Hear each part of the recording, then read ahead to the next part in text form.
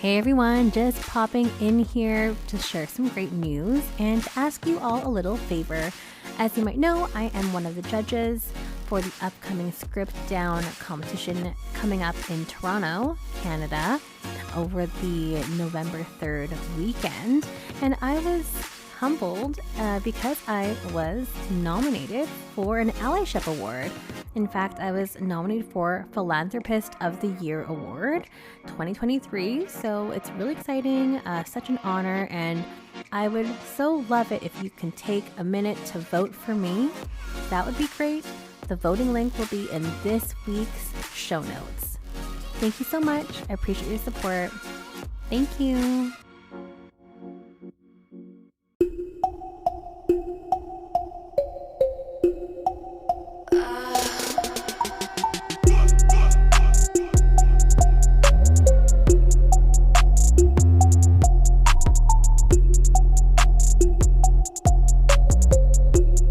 Hey everyone, welcome back to another episode of Stripped by Sia, your podcast for strippers, sex workers, and all the fancy naked people in between.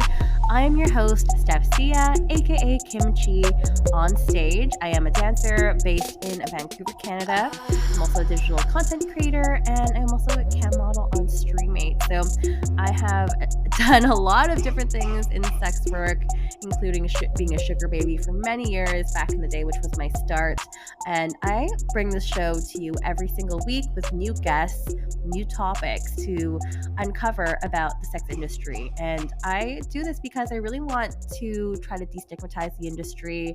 There is a lot of stigma, sometimes some shame, a lot of judgment that comes with the work that we do. And I just want to do my part in educating folks, normalizing the industry, normalizing our profession, and to help provide a better understanding of the work it is that we do. So, as I mentioned, I bring on different guests every week to kind of explain their corner of the industry, or maybe their nonprofit organizations that help benefit sex workers and support them. Maybe their talent, maybe their producers. It's just very, very varied. And also, I think it's really in depth too, because we really want to have a full, transparent understanding of what it is that we do. Because there are a lot of different folks that listen to the show. So I just want to be able to educate as much as I can. And I just want to say hello before we get started into all the things today, which is going to be a really good episode on. We're going to be talking about safety today. We have a very riveting story, and also just want to put a trigger warning out there. Might be a trigger for sexual assault, mentioning of sexual assault. We also have mentioning of potential attempted murder as well. So I just want to throw that out there. If this is a trigger for you, you might want to skip down to the halfway point or further in the episode. If that is going to be a problem for you, or if that's just not something you want to listen to today, I completely understand. I'm not offended, but please take care of yourself, and we'll catch you in for another episode next week. But for everyone else that's sticking around, it's a great episode, and I will be introducing today's guest very shortly. But first of all, I just want to say hello to the lovely Patreon subscribers, including today's guest, which I will announce now, Amy Taylor, who I will formally introduce later on the show. But yes, Amy Taylor has joined my Patreon, which is amazing, and thank you so much. We've got B. York, Eric Araujo, we've got Moxie Mayhem, Selena Money, we've got Geyser, Ted McGuire, Justin Erickson, Snoo, people from Canada, North America, Europe. You guys are all over the place, and there's a lot of you as well on the lower tiers as well. So if you are looking to financially support the show, and I'll let you know where your money's going to. It's going towards hosting my website, helping me fund my adult industry events that I sometimes go to, and also upgrading equipment. That's exactly where your money is going. So if you love the show and you want to do something a bit more, feel free to check it out. It's patreon.com/strippedbysia. And check out the tiers starting at only $4 a month. Also want to say hello to my network. We've got Skyhawk After Dark TV. If you are interested in podcasts like this, video casts, again, centered around the adult industry, then maybe you will want to check it out. It's skyhawkafterdarktv.com, and they've got a lot of great shows on there that you can definitely partake in and listen in, and also continue your education about the sex industry. And last but not least, my sponsor, we've got Fox Digital. I mentioned, yes, your money on my Patreon is going towards funding my website. My website is actually made by a friend of mine. His name is Anthony Joe. He's the founder of Fox Digital, and he helps benefit and like support sex workers in terms of like building websites for them. And because I've mentioned to you before that websites are really important to have, especially for your online presence, he is offering listeners of Stripped by Sia 20% off. So feel free to reach out to him. It's foxdigital.design and tell him I sent you for 20% off.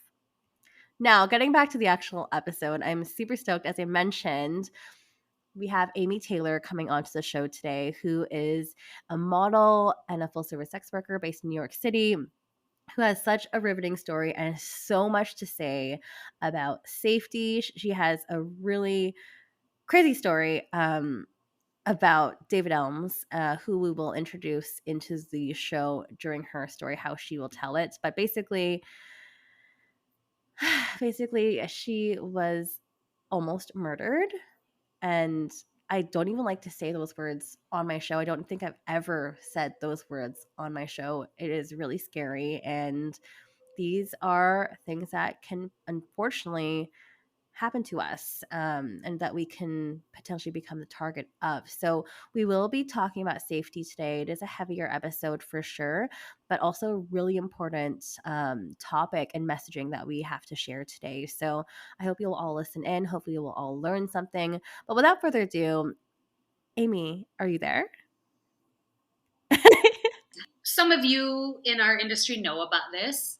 Some of you have Googled it. There's still some residual news articles and things, and some of you don't know it. And the reason I think it's important to talk about is not because I enjoy reliving a decade-old horrific time, but because I personally know hundreds of people similar stuff has happened to who don't talk about it, can't, won't, that's fine.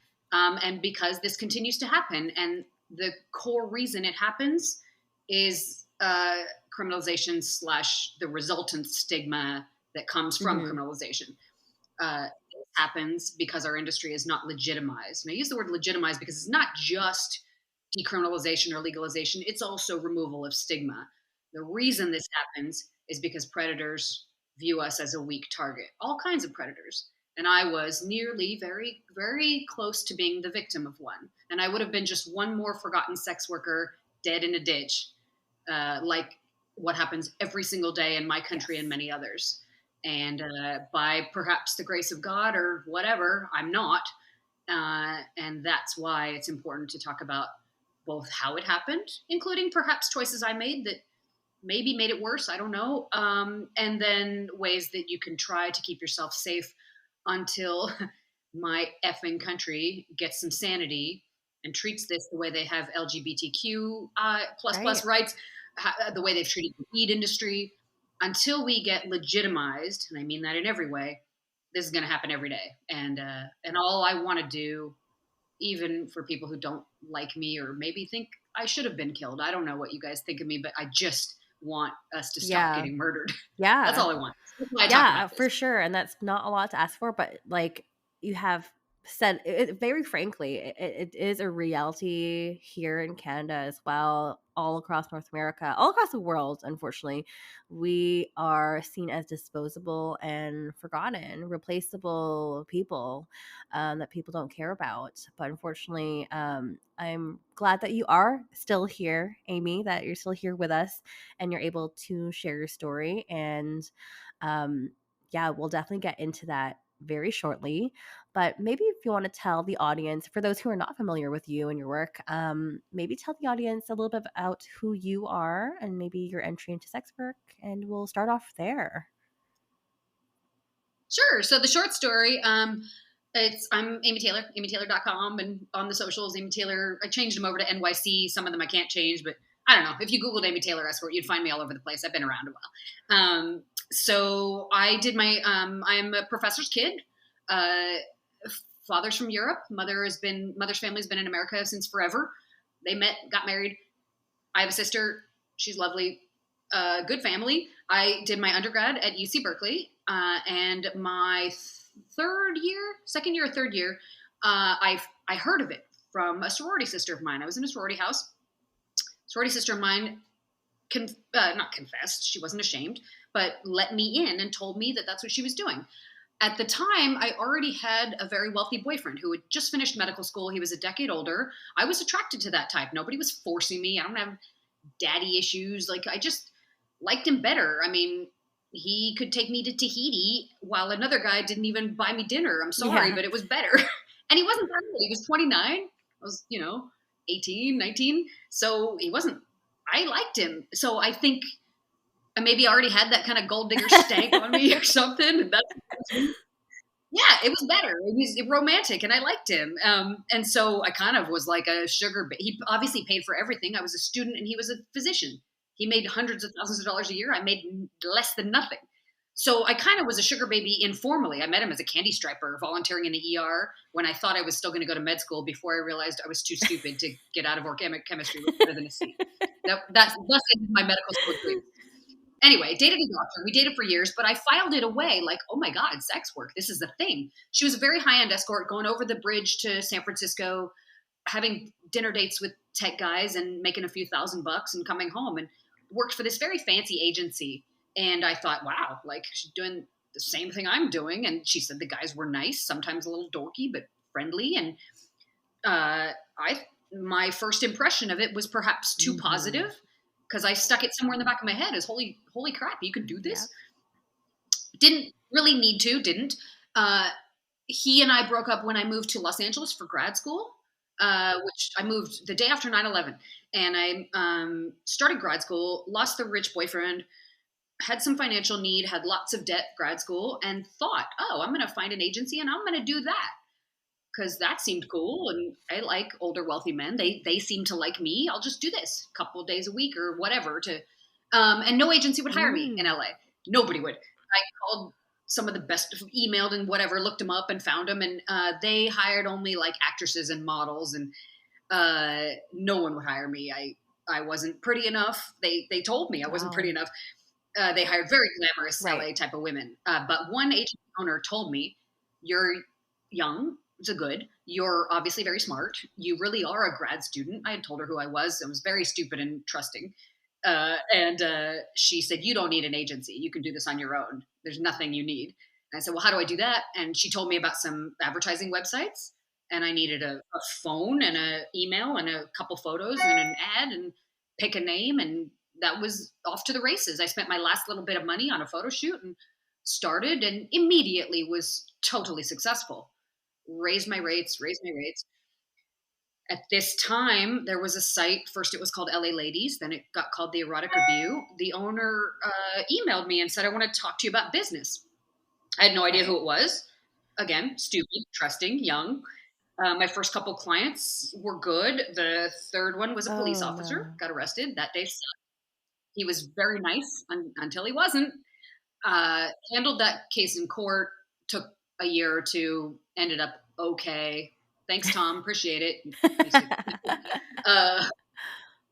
But I will say the upside of that happening was it taught me people can lie. I had no idea. I didn't come from where I came from. If somebody told you this was their name, that was their name. This is who they are. And I learned that people could lie. He was an amazing liar. He arrested me. I learned to screen. And if that hadn't happened, the next person might have hurt me. So it was a harsh lesson to learn, but it was a vital one. So I learned to screen, made some colleague friends online. This owner of the Erotic Review emails me, and I stupidly give him my number. And he called, and he was, of course, asking me to come to his house and hang out, right? I kept saying no. I was trying to be polite. He started getting more forceful with wanting to sleep with me, right? And he told me his site was going to get bigger and he was going to corner the market, and you were not going to be able to be an escort without having reviews on his site, that I needed to get my clients to write reviews, which he would make others pay to view.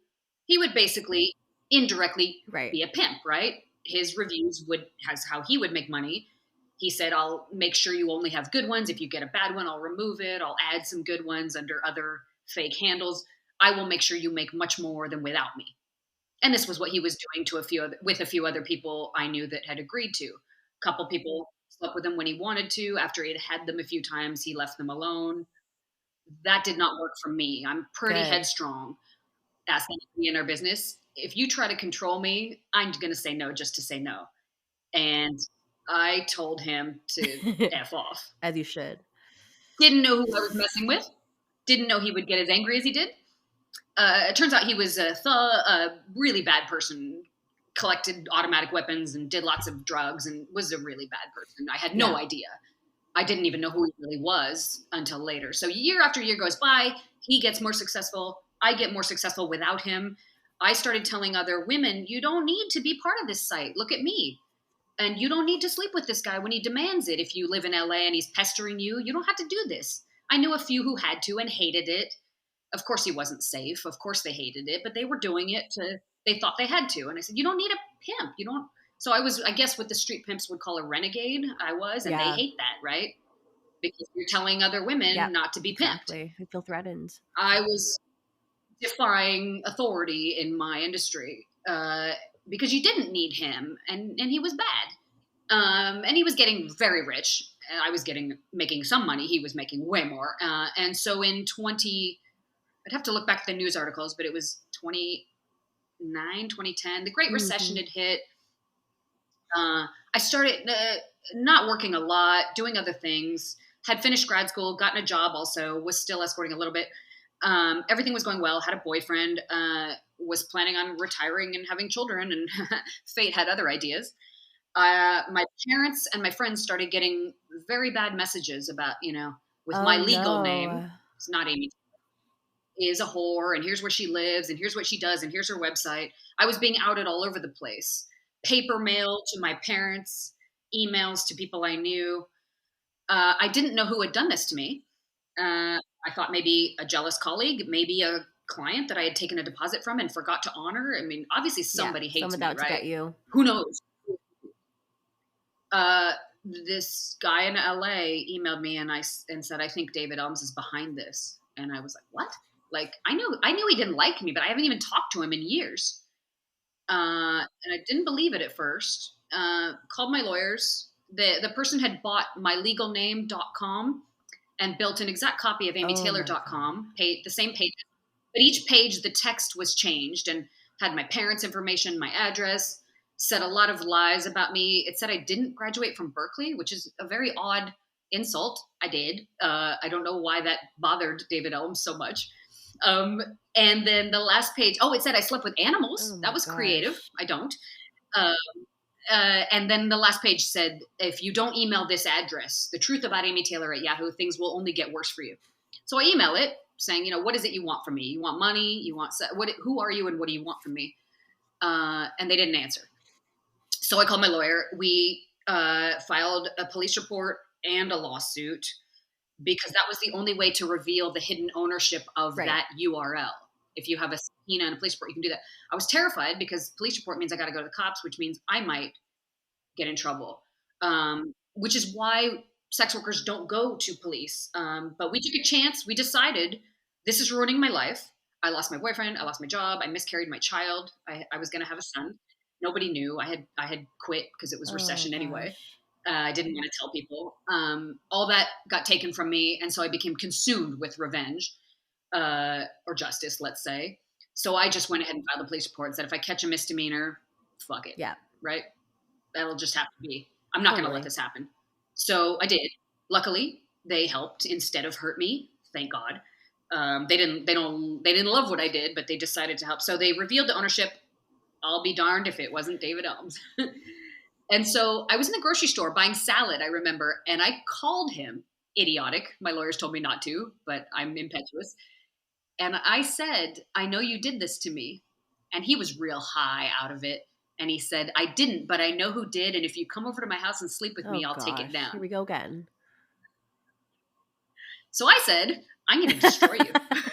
I didn't mean anything illegal. I don't do that stuff. I mean everything legal. And I did. I spent the next 2 years getting justice. We won a lawsuit. When we won it, he decided to come to where I was living at the time in a different state for my own safety. I had moved. I was in an apartment that was not under my name so that he couldn't find me because we were suing him and we knew we'd win. Uh, but he did find me and he drove there. The police called me one night. I was driving home from the airport. I was training and flight instructing. I'm a pilot. I was driving home from the airport and my attorney says, I need you to pull over. I'm on the phone with the Phoenix DA, Christy Bell, who saved my life. Thank you, Christy. And I pulled over and they said, David Elms is driving to Phoenix tonight to kill you. What? Yeah. So I said, okay, what do I do That's now? crazy. So he was coming. He couldn't fly. He had been had a problem in 2006 for raping a woman. So he had a record. So he had some issues flying, and maybe he didn't fly anyway because he was a massive drug addict and criminal and all this stuff. So he was driving Okay. for whatever reason, and the major offenders unit got him, arrested him. He was like 6 hours late. Turns out guys who smoke crack aren't punctual. Um, and then a judge granted him bail. He skipped bail, left the country for about a year. I was assuming I was dead, right? Nobody knew where he was. And by the grace of God, he came back over the Mexican border in San Diego 4 days after you needed a passport. You didn't used to need one to come Tijuana to San Diego. They passed a law where you needed a passport. He didn't have one. The fugitive unit arrested him, and he went to jail for 5.5 years. Crazy. So he's out now. He's changed his life. He goes by a different last name. The victim services in Phoenix tells me where he is forever, as long as they know. The other victim, he also wanted to break some accountant in Phoenix's kneecaps. I guess he was mad at some other guy too. So he had a whole errand list when he was coming to Phoenix to kill me. He had other errands to run. That is so insane. Luckily, that guy is okay too. So that's what happened. That's how I started, and that's how it became. And I suppose the take-home lesson is that I should have just ignored him, but I do not accept that being bullied, harassed, raped, robbed, and beaten is an acceptable cost of our work. We are part of the economy. We have been for all of human existence. It's respectable work for every woman who's mad at us. There's a marriage we allow to continue because without us, they'd be divorced, and that might not be better. It's complicated. We all know it. And I totally reject it. We have to kowtow to pimps or allow people to abuse us. I will never accept that. So I made the decisions I made to fight back against a pimp, and I almost died for it. But you're here. But I'm here, and you live to tell a story, which the story is freaking crazy. He's left me alone. He's and I hope that he changes his life. It looks like he has so far. I hope that he makes better choices. There is something about the fast money and the wild life of people that manage a lot of us, either off or online, that seems to corrupt even people who start out sane. Again, not always, but I've seen this cycle where many of them start out decent, start an agency, start a site, start an OnlyFans management group. And I guess it's all the money and the power and the women and the parties. I don't know, but a lot of them end up really bad in a few years. I'm not sure why that happens, but that's money what happened can change to him. People. Money can be very powerful. And drugs and I don't know. It's complicated, like most things. It's a mixture of things. I mean, the guy has a kid. He has a kid. And he's lucky to be alive because he was doing apparently a ton of drugs. I mean, he almost killed me, and he probably almost killed himself. So I just want people to behave. Can't you just behave? Wow, Amy, thank you so much for sharing that story, though. That was a wild roller coaster. It's just nuts. I mean, I want to ask some questions too. Like maybe we'll start from the beginning. We're talking about the worst is for my family. My sister said, when you decided to become a sex worker, didn't you think about us? He could hurt me and my kids to get to hurt you. Didn't you think about that? And the truth was, I hadn't thought about that. I didn't think about her and her children and the effect. Her children are older now. I have friends who are retired sex workers whose children get bullied in middle school and high school because everybody finds out what mom used to do. That's not fair and not right, but that does happen. And I didn't think about it. I was young. We were all young. We all made mistakes too. And let's talk about when you were younger, and maybe this kind of started off when you were kind of off shooting as a sugar baby in your early days as an escort. But let's talk about trust for a second. Because yeah, we were all young sex workers at one point, very trusting, including myself, especially in my sugar baby days. Um, and I also, like you, your story sounds so similar to mine, also like attracted to older guys. And I was going out on all these dates. I was like, well, I might as well get paid for it and, live that life. And it was fun. But also, we can be very trusting, and that can be very, very dangerous because we don't know these people. We don't know who these people are and what they are capable of doing. If who they say they are is really them, you don't know that. So let's talk about trust a little bit, because I think that can really kind of kickstart um, the rest of our safety conversation, because it kind of starts there. We don't know who it is that we're going to be engaging with and stuff. So Trust builds the whole world. I mean, we have to trust people to survive. No one can survive alone, and trust is an attractive quality. I think when people like young people and sugar babies in particular, trust their trusting, naive nature is very attractive. It reminds you of when you weren't older and yes. jaded and all these things. It's a lovely quality, and many men are attracted to women who are more trusting, because the implication is they sort of haven't been beaten down by life, and they're not, nothing bad's happened to them. They're like a shiny new car, which is sort of gross, right? But Yeah, and malleable we like too. people who trust. The world needs trust. I worked in the oil industry for years after my MBA, and there's still handshake deals done in Texas, and it's lovely. Uh, but there are bad eggs. We have a legal system. We have avenues. Unfortunately, illegitimate businesses, as most of the vices either are or have been. We've changed our attitudes toward gambling and weed to some degree, but not everywhere, not in equal measure. When a business is not granted legitimacy, there are no avenues to ensure trust. You can't just go to court. You can't just go to the police. You can't even talk about it, right? The review sites won't take you, or if they do, they're corrupted. So trust is chipped away at, and in our my beloved industry, we have our little networks, but of recent, Fosta Sesta crashed many of them. And so there's less trust and less safety, because they wouldn't even allow us to communicate with each other about how to stay alive. So guess what people did? If you won't let us get deposits, use merchant payment systems, call the police when we need help, go to court when we're not paid, then we're going to go to a pimp, because we're not going to Yeah. die. And so which world do you want? And people are going to do what they can to stay alive. So trust must it must be backed by Mm-hmm. legitimacy.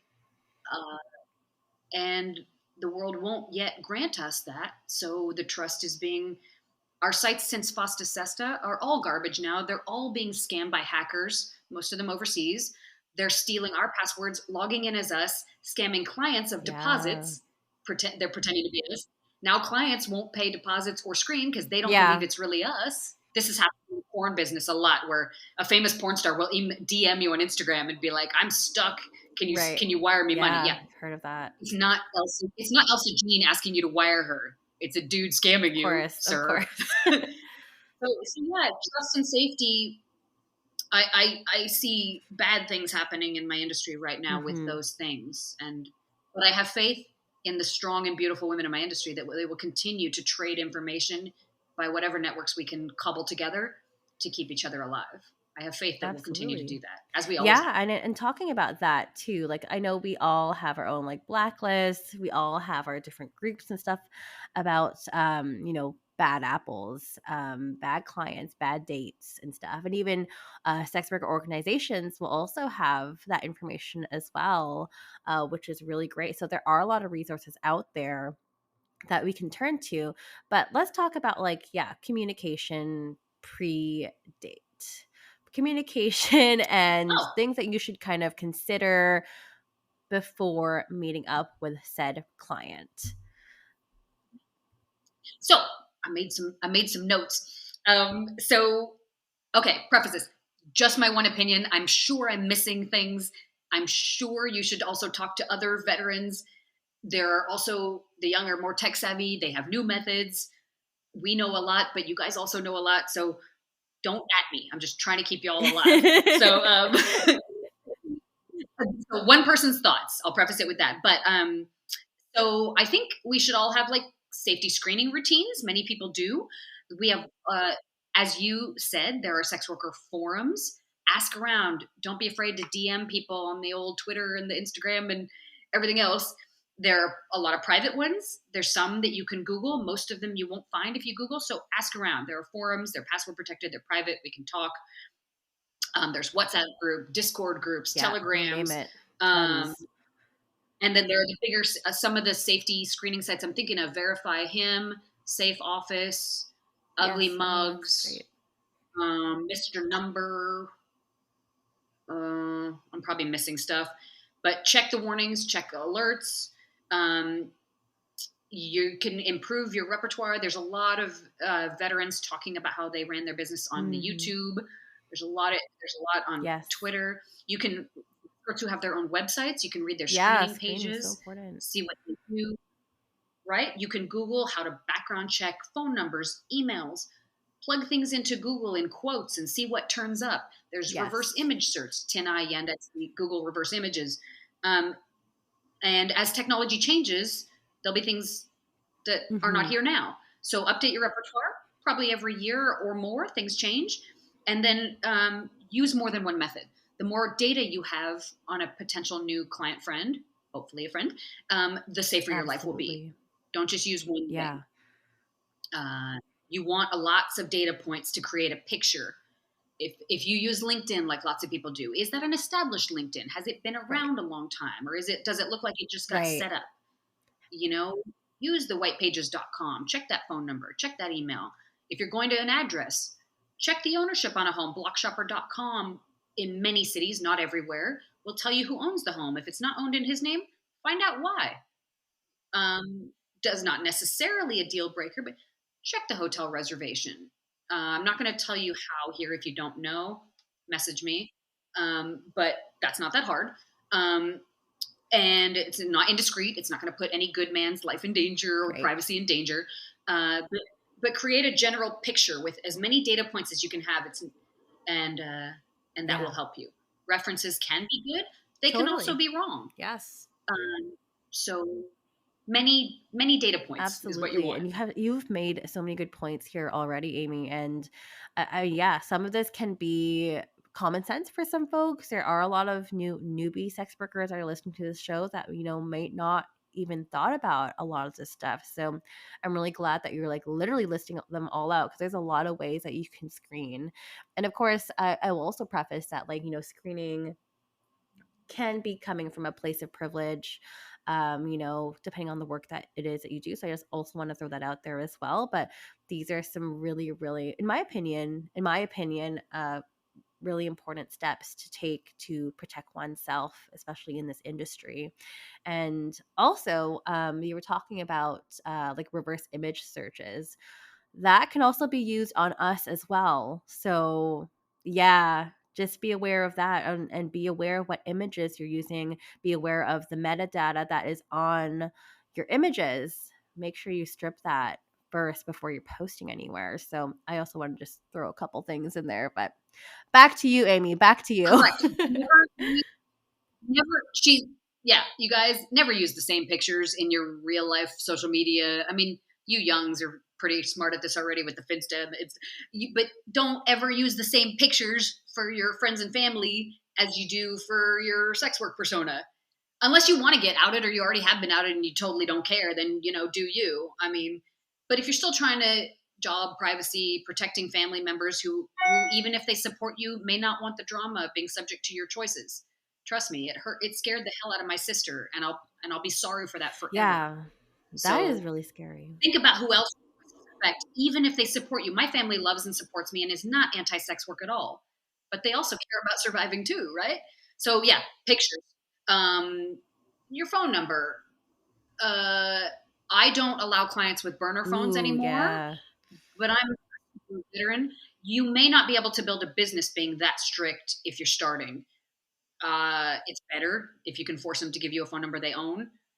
But see, I talked about privilege. if you keep turning all of them down and you have no business and you can't pay your bills, we all make choices, right? It's a capitalist world. In the beginning, my screening was more lenient than it is now in my sunset. That's because I can. Also, to that, save your money. Stop Yes. overspending because the safer you are later, the safer your life is later. So every time you want to buy that bag, think about how much Yes. work that took. You want those shoes? What did you have to do to Yeah. get those shoes? And how long do you want to do it? Yeah, those are all things to consider even before you even get in this industry. And I kind of stress that enough too, because sometimes people just want to get in this industry to get to like make a quick buck. But it's not about that. And it doesn't matter if you want to be here in for the long game or if this is something that this is a transitionary kind of in between jobs kind of thing, or if like you're in school, you need to pay off like your tuition and stuff. I understand everyone has their own reasons to get into sex work, but it's good to have some kind of plan in place because yeah, you don't know how your life's going to turn out. You don't know if this is going to be if this is not going to be for you, and that happens a lot too, right? We talked about some of the screening methods Yes, cost we do. money. Um, a very good one, if he says he has a corporation with a website, is whois.sc, but Domain Tools is not free. So again, to the point of budgeting, there are good accountants that can help you in sex work. I know Companion Tax is pretty popular. I don't personally use them, but I've heard very good things. What is Adult.law? Yeah, Corey totally Silverstein, awesome. is fighting hard for us. As you build some money, don't forget to invest back into your business. Again, if you're just doing this for a month, probably this is not for you, but like you want to have a team so that you're doing things correctly, because some of keeping your life safer and your business safer involves some money, like paying your taxes Mm-hmm. correctly, background checks and verified white pages. Those aren't free. They're not super It's still a expensive, but cost. advertising Yeah. is not free. Websites are not free. So um, don't panic if you're brand new, but as you ramp up, like any business, this is a business. Yes. Treat it as such. Yep, Treat it as exactly. such. Took the words right out of my mouth. That's so important. My personal decision is I've never ever seen a man without speaking to him by Mm-hmm. phone. Now, that second or third client who was a cop, I did not screen back then. I spoke to him by the phone. He was very nice. He told me he owned a scuba diving store in Huntington Beach. All I would have had to do was call them and ask for that name, and they Yeah. would have been like, "Who?" So super dumb, but didn't We've know all been anything back there. then. Now I do. Now I do much better. But I like speaking to a man by phone, not because that will help you avoid an incredible actor who's an officer, but it tends to help you avoid like the abject, complete psycho. Nothing is always true, but people's voices can be very telling. Not always. True sociopaths can be great actors, but I like a voice. So if you have time and it's the client's discretion allows it, I do think a very brief phone hello can be a good idea. Do with that what you will, but that was always my strategy. And I think it helps to weed out people who are legitimately I off their really like rockers. that, Amy, because actually when I used to be a sugar baby and my like version of screening before was like, hopping on a Zoom call with them or doing a FaceTime just to see if they're actually a real person, if their photos match like, what they actually look like and stuff too as well. So I don't know, like for myself, and there's no scientific explanation behind it, but it was like a comforting safety type blanket for myself personally to be like, okay, you are real. I mean, that doesn't There no. is no the data you're gathering is their Yes. mannerisms. How do they move? How do they talk? Do they skin looks all you are there is a scientific explanation. It's just so many data points that you're filtering through your noggin and making a decision on this Hmm. person. Yeah. That's a rich touch point, right? Yeah. Video. And sugar babies, when they're young, they look great on camera. That's fantastic. Me, it takes 2 hours of hair and makeup to look presentable at this age. That's what But filters are for, Amy. Come on. my photos, the yassified filter, I've seen photos of myself in magazines. I'm like, that is definitely not me. Whose skin is that? It's not mine. Thanks, Photoshop. What sells, folks? That's showbiz. But no, if you want to be on camera, I mean, it's a rich touch point. Some guys won't do it. They're Yes. worried you're Yep. recording That them, too. but many will. And a lot of them like it. I'm sure when you were a sugar baby, a lot of them like it because they get to kind of judge Yeah, it how goes you both ways. act. It goes both Win-win. ways for sure. Be careful though, the scammers are doing it for revenge porn. They're trying to get you on camera and then get you to do something sexy, and then they're And trying to that too. Yeah. blackmail So you just with be it. careful. So be careful of the Totally. scammers. Lots of scammers out there. And like what you were saying earlier about burner phones and stuff like that too.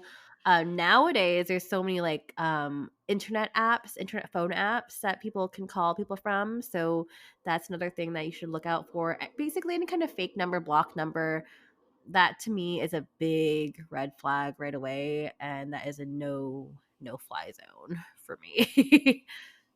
I agree. You can't meet me with a burner phone, and I know that there are good clients who use burner phones.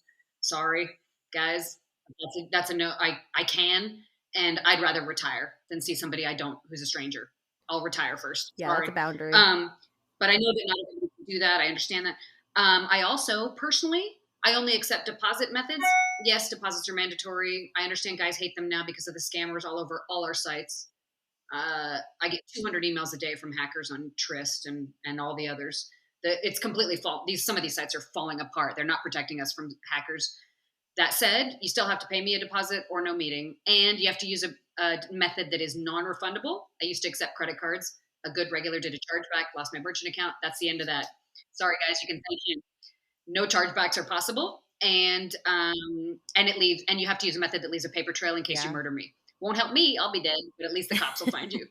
Uh, and that is required. It's not subject to negotiation. If you don't like it, you can hire anybody you want, but not me.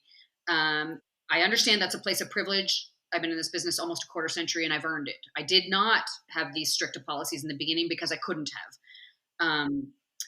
I recommend them as soon as you can, if you want. Um, and my answer to men who are concerned about losing their deposit is if you're that concerned about a little bit of money, you're too poor to be talking to me because you're going to like me when we meet and you're going to spend so much more than that on me. So I love that. everybody does. If I want you as a client, you're going to be my client. So, jokes aside, you set up procedures that are as strict as you can be with your protecting your life, but still earning a living. Yeah. It's a fine balance, right? I used to answer the phone live all day for guys. 99.99% of the calls were a total waste of time. But I got a few big regulars that saw me for years because they were able to hear my voice. I did that in the beginning because I had to. I don't now.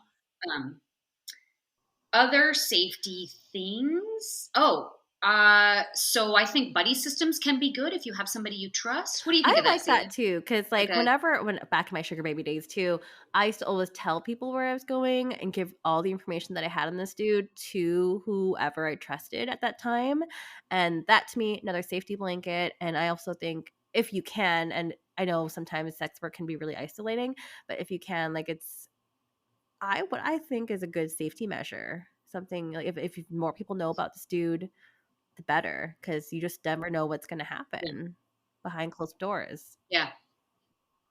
And if he knows that you have some kind of buddy system, especially if you're doing like quick visits and stuff like that, that's, like whales that take you to the Seychelles for a week, there's no anonymity. He knows who you are on the private jet.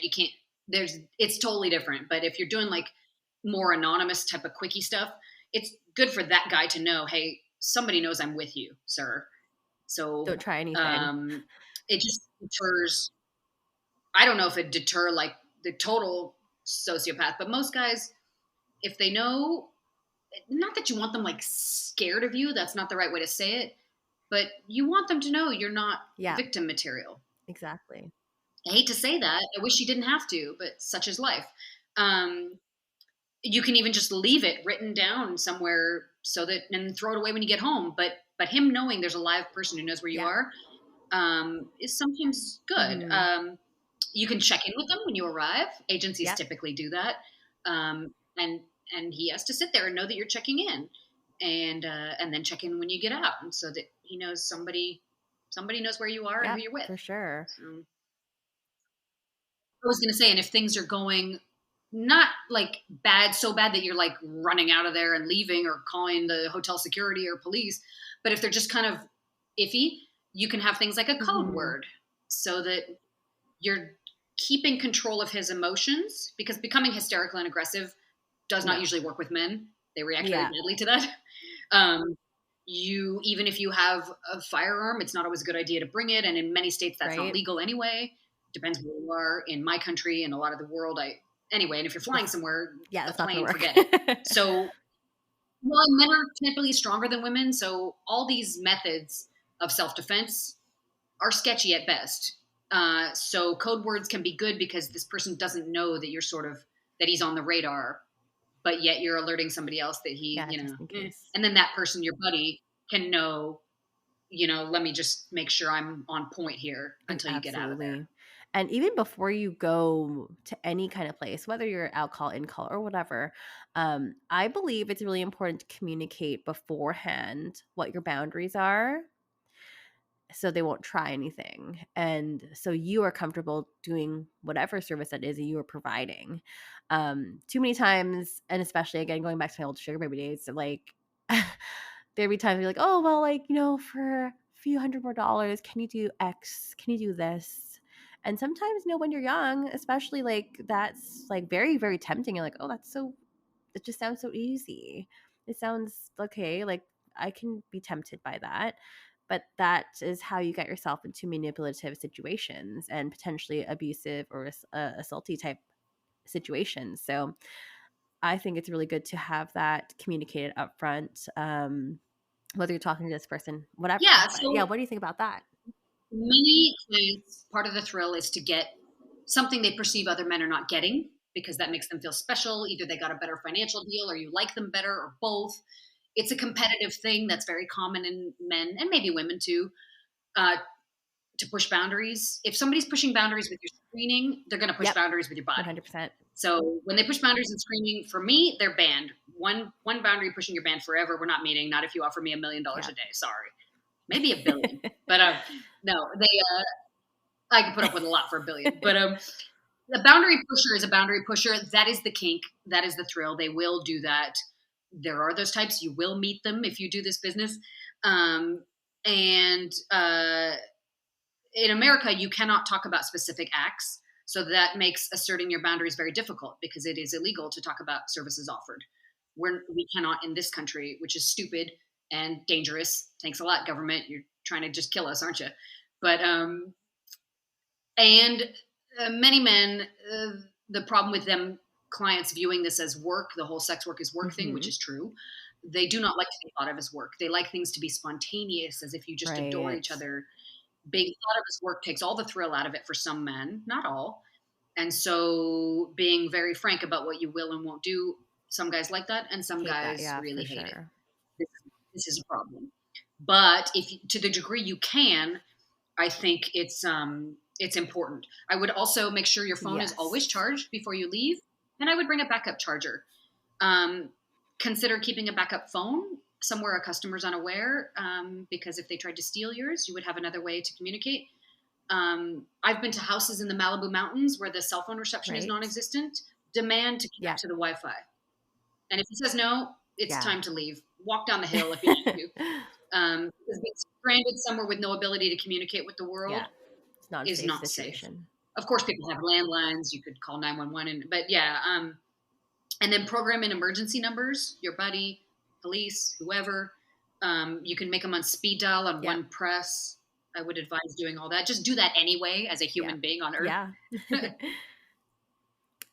What are your thoughts on deposits? Because I know that can be a really spicy topic among sex workers. And of course, again, coming from a place of privilege, because not everyone can do that. But what are your personal thoughts on taking deposits, Amy?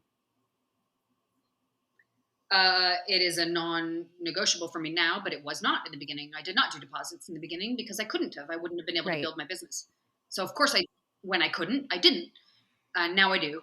And it is by only non-refundable methods. I no longer accept credit cards because one regular did a chargeback and I lost my merchant account. And it's a shame. Clients really liked that method.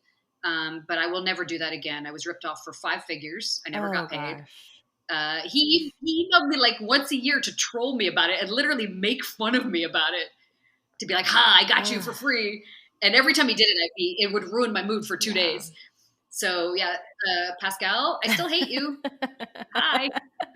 And he did it to lots of people in the San Francisco Bay Area, and someone else got karma for other things he did. I was unable to get karma, but she did, and he suffered. I hope so. Yeah, for other things. So you know, what goes around comes around. He was a scam artist. He was scamming in other worlds besides sex work, and he got his. So it took years. Karma sometimes happens on God's times, not our time. But hey, I do now. The methods are available on my appointment form page. I'm very upfront about them, and 99.99% of men that email me to meet refuse, and that's fine with me. But if I were building a business now, I would not be able to do that. Like, I would not. I for would not clients that are listening to this show, like, deposits are, in my opinion, should be pretty mandatory. It's just like, you know, if you're making an appointment at the spa, they usually take a deposit, or they'll charge you whatever. You can't cancel within 48 hours kind of thing. So it's not only protecting like the sex workers too, because unfortunately no shows happen a lot, and like late cancels and all that stuff too. So like at least we'll be getting something out of that. But also, most importantly, in our profession, it is used as a preventative and safety measure. That's so important. I've never been able to rebook. If a guy in the beginning, when they would late cancel, I don't know how other people's business work, but I tried to call the B list who had asked for that date or time or both and say, hey, somebody canceled. I can see you now. Never did the others say yes. No one wants to be second place of like, hey, I would have rather seen this other guy. He canceled and now I can see you. They never said yes. I was never able to rebook the time last minute. It's impossible. Not once. It's so hard. People have lives. So I don't know. People have lives. We have lives. Well, and what happens is when there's no deposits, what sex workers do is say, don't call me till you're like almost on your way. And then you don't have time to get as ready. Your nails aren't perfect. Your hair. I charge a pretty high premium. My clients expect everything perfect, skin perfect, hair perfect, nails perfect. And they deserve that. They're paying for that. And me rested. And the dog sitter booked, so I'm not rushed for all that can't happen if you're calling me. These idiots now try to text and say, can you be here in a half an hour? Like, bitch, I can't even look nice in less than 2 hours, let alone get to wherever you're asking me to get. Like, what are you talking about? Have you ever dated an actual human woman? Probably not though. So, but there are sex workers doing that, saying I get ready once and then I wait for phone calls because nobody pays a deposit. They all cancel. I'm only going to book last minute. So it's a race to the bottom. Everything becomes less professional, less reliable. I understand why. It's because deposit scammers are rife. I talked about Truth. That site is falling apart. They're hacking accounts of very well-known, very reputable escorts and using those accounts to scam clients out of deposits. That's happening now. And Trist is doing nothing to stop it. So yeah, it's a real problem, and this is all a result of Fosta Sesta ruining our advertising. The advertising is all taken over by overseas Bitcoin scammers. It's a disaster in the marketing side of our business right now. And so there's no, to your point, there's no trust on either side.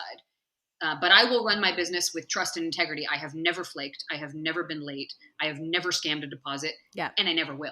And so I don't know what is going on with other people, but when you hire me, you're going to pay a deposit, and I'm going to be there perfectly and do my job. And if you don't like that, you don't hire me. Plenty of others out there. Plenty. I mean, I'm going to hold to the standards, and I don't care who hates me for it. I think it's a business, and I think I will treat it as such. You have to. And I'm not the only one. There are wonderful people on both sides. There are plenty of men. I was just prepaid in full for an appointment that's 3 weeks away. Now, he knows he can trust me because he knows me, but he's never caused drama with money, and I have never caused drama with his schedule because it's not even the money. This man's time is important, and he's giving me his time. You have to understand that. So anyone who gives you their time is giving you moments of their life they can never get back. If that's not precious to you, you need to learn some respect for other people. Or improve your business ethics, in my opinion. That involves things like getting sleep the night before. You don't miss your flights. You don't miss your Ubers. You don't party all night before so you look like shit and feel like shit for your clients. You just don't do that. Sorry about the hangover from the tasting menu last week, sir. I know you're watching this. I did drink too much at a tasting menu a little while ago. Hi, he knows who he is. But usually we both don't do that. I don't know. It was Well, you really know good what? wine. Actually, But that's a good that segue though, Amy. Talking about like being under the influence of whatever, whether it's because obviously whining and dining can be a part of the job, and sometimes a little cannabis doesn't hurt either. But like, what are your thoughts on that too? Because that there can be a fine line with that where you could tip over. of course. I mean, we all need to live our lives. We're all going to be dead in a few decades. You got to have Yeah. some fun. And because I'm a pilot and I get drug tested, I don't do drugs anymore. But I mean, I went to Berkeley. I tried stuff a little. But I had my days. I was younger. It hits different in your 40s. I don't recover like I used to. So, but I still Yeah. drink because that's all the FAA will let me do. Um, no judgment. Obviously, being super high and drunk is less safe because you're not You're not coherent. your whereabouts. So Hmm. I would recommend if you tie one off with a guy either at a restaurant or you go to a strip club together. I've done Yeah. that. It's super fun. You get a little drunk. Do it with people you really know and really trust and still have all your safety measures if shit goes down. Um, live your life. Enjoy your life. Being 100% sober would be Yeah. better. But you're a human being with a life. If it's a guy you've been seeing for ages and you trust him and you know each other, you're probably not going to get murdered if you have Hmm. some drinks or smoke some weed together. And I've known some stoner clients. They didn't really like me because I don't do that. We weren't the most compatible, but they were really Yeah. nice. and one of them went to one of my girlfriends and they smoke weed together and have the greatest appointments and trips together all over the planet. They're great. So just like deposits and every other thing we're talking about, you have to adjust and pick your data points for what Yes. works for you. You like to smoke weed with clients? Make sure that's somebody that you can trust. I would never get really high or drunk on a first appointment with a Yeah. stranger. I don't think No. that's smart. I wouldn't do that. Um, and I would make sure to do all my checks and things sober and then check back out when I'm no longer high or drunk. um, again, being sober would be better, but life is about compromises. So you have to do what's right for you. And if you can stay sober and still have fun and keep your client happy and he's a good dude, then do that. Totally. But the hard drugs, I Yeah. would Wouldn't not. touch I it. mean, messing with people who, well, you're talking about one more legal risk, right? Because it's Yep. criminalized, at least here. That's unfair and probably wrong, but this is the way it is. So now you're adding another layer of legal risk, which why would Hmm. you? Um, and dealing with people who sell drugs and traffic drugs, those are often people who handle things in pretty severe ways. Are those people you really want to be close to in life? I'm not trying to be judgmental, but use your judgment about because you are a product of who you hang out Right. with. The people in close in your life will be the people that will affect your life. 100%. So use caution who you decide to Of be course. around. And maybe we can start wrapping up as well, because I mean, we could go on and on and on about safety measures, but Sure. like one point I think is important is separating work from personal. Having aliases, having a separation between, your personal life or personal social media, your work social media and stuff too. Let's talk about that briefly before we move on. Yeah, I mean, I think the cam workers and adult film actresses are really good with like privacy issues. Um, maybe better than full service sex workers who like do the blurry face stuff, or some of them do who weren't outed like me. Um, I get in touch with the cam work. They are very good about DMCA takedowns, dealing with revenge porn, watermarking, stripping metadata. There are apps that Sia talked about. I'm going to tell them all to message you. Uh, if you work for an agency, assure they protect your privacy. Um, we don't have right to erasure laws like they do in Europe, but those are coming, I hope, in America. So scrubbing things will become better. DMCA takedowns are pretty easy with a good attorney. It's not expensive. Um, and if you're doxxed, it does happen to most of us eventually if you're in this world long enough. You will be okay. I promise you will survive. It doesn't feel like it right now, Yeah. but you will. Take time, get therapy, talk to people that love you. Have your massage your feelings of wanting revenge because you will be Yeah, mad. for It's fair. sure. You're human. You you will find out who loves you. You may lose some friends and family. It Hmm. happened to me, but choose what you will admit or deny or refuse to talk about. And I want you to know you have nothing to be ashamed of. You are a part of this world. You're a valuable part, and you matter. And whatever people say about you because they want you to hate yourself, if they dox you and you lose your privacy, they are wrong. And uh, I think you should stand tall and you should be proud of who you are and the contribution you make to society. Sex work is legit work. It always has been and it always will be. And do what you can legally about the doxer or whatever happened to you privacy wise. But don't forget to stand tall. I promise you'll That is survive such it. a great way to kind of end this conversation, Amy. I mean, like, as I mentioned, we can continue to talk on and on about safety because it's so important. It's so vital. And this is our lives we're talking about, Please do right? keep up the episodes on it. A lot of other people have other Yeah, better that advice. I'll open the questions in Spotify. If you listen to Spotify, there will be some questions there. If you want to contribute to this conversation, if you want to join this discussion, you can do that there. Because I'd love to hear what other safety measures you guys are doing, listening as listeners listening in, because there's so much stuff that that I don't know. I've been out of the sugar baby game for a long time, but I've shifted on to online stuff. So it's very different, but would love to hear your thoughts for everyone else that's listening on, what methods you are doing to protect yourself and share. Like, I don't believe in gatekeeping at all. I feel like everyone should be benefiting from this information. So yeah, this is just the tip of the iceberg. So thanks for kicking off this conversation and discussion, Amy. There are a couple questions that did come in from the audience. I want to make some time for that before we let you go for realsies. But some questions that came in. This person writes in from Twitter. Do you have any regrets in your career? Are there any things that you would do differently? Probably would have just, well, I might have ignored David Elms rather than tell him to fuck off. But I don't regret what I did because I helped take out a bad person. And I'm proud of that. But there are so many bad people. So it's a Medusa's head. I didn't solve much by helping get rid of him, even involuntarily. But I poked a bear, and I hurt my family and the people that love me the most and have been with me despite the choices I've made and the harm it brought them. They love me in spite of myself, and that's a grace I didn't earn and I can't repay. So I might have just looked out for my family and me and not tried to be such a Yeah, hero. that's a tough one too, because obviously sometimes when you come into this industry, you don't expect your family, like to know anything.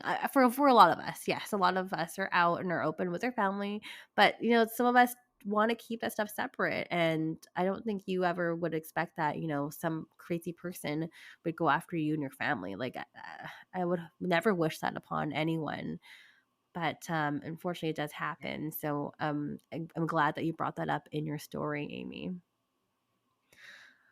The last question is here. What has been your favorite date? Oh God, so many. Um, he's probably not listening, and if he is, hi. We went through so much. The Seychelles and the Maldives, Amazing. maybe, or Formula Ones. Or flying by private jet to San Francisco, where he had a bespoke menu made at Quince for me Oh for my my God. birthday. Super Bowls. He knows who Love he that. is. Love it. We're not friends. I wish we could be someday, but it's probably better for him that we're not. And he's doing well, and I'm both thrilled and happy, and also very envious because I'm a human being. Real talk. But Well, those are odd feelings to Yeah. have. I want the best for him, but I'm amazed at how well he's doing, and probably doesn't even think about me. He probably doesn't. I don't know. Who knows? It doesn't matter. But the 2 weeks in the Seychelles on a place called De Roche Island. It's a private island that the Four Seasons own, and it has a tourist sanctuary. Amazing. And we went every day. We cut up all the fruit. The villa thought we were probably fruit insane addicts, but we would chop them up and bike out. They have private bikes, and you bike out to the tortoises and Oh fed my them. And God. this one little female tortoise, she was the size of a piano, but she was in love with him. And she went as fast as a tortoise could go, which is still not very fast. She was his girlfriend. I think I was jealous. She would come and he would give her apples. Oh my And God. I just saw the new woman he's dated, and he's taken her back to the same island and done the same exact things we did. And I hate it. But he's rinsing and repeating with the next one, and good for him. But I had those experiences for a few years, and it was Good memories. yeah, it was Yeah, spectacular for sure. there you go, Seychelles. Amazing. I mean, Amy, it was such a pleasure talking with you today. Thank you so much for sharing your bravery, your story on the show, and all of your expertise over the last 25 years of experience that you've had in the industry. But before we let you go, where can people find you? Thanks. And let me say thank you for all you're doing. This is important, and I think it's so brave and so honorable, and it's my honor to be a tiny little part of it. So thank you. You can find me, amytaylor.com, and then Twitter and Instagram and YouTube, and most of the socials are Amy Taylor NYC. Awesome. Please reach out. Amy is excellent to speak with, as you all have heard over the past hour. I'll do what I can to help anybody stay alive. You don't have to even like me. I don't have to like you. I just want us to all survive. We all gotta survive this. And for everyone else that's listening at home, it's Stripped by Sia on Twitter. You can find me there. Or sorry, it's called X now. My bad. Keep saying Twitter. And please follow my Instagram. Mine was taken down. So it's Stripped by Sia podcast is where you can find me there now. And if you want to join my Patreon, it's patreon.com/stripped by Sia. And if you want to be on the show, feel free to pitch yourself. Give me all your talk points. Give me the best you've got, and hopefully it'll be a fit. But you can do that on strippedbysia.com or through X, Twitter, whatever, and we can develop and collaborate on an episode together if it works out. So with that being said, it's new episodes every single Sunday. Thank you all for joining me. Don't forget to like, share, comment, do all the things. Rate 5 stars if you can on Apple and Spotify. Answer those questions in Spotify, and we'll see you all next week. Thank you so much for coming onto the show and speaking with me, Amy. It was an honor. Thanks, guys. Thanks for watching.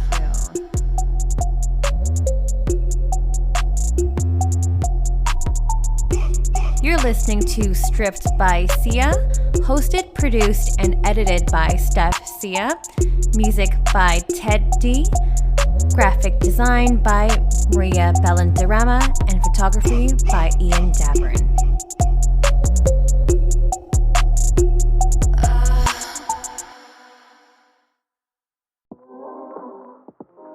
Are you a sex worker looking to build a new website or a website redesign? Then you'll want to consider Fox Digital. They did a fantastic job designing my website, Stripped by Sia. If you want your website done, mention that you're a listener of the show at foxdigital.design for 20% off. Tell them I sent ya.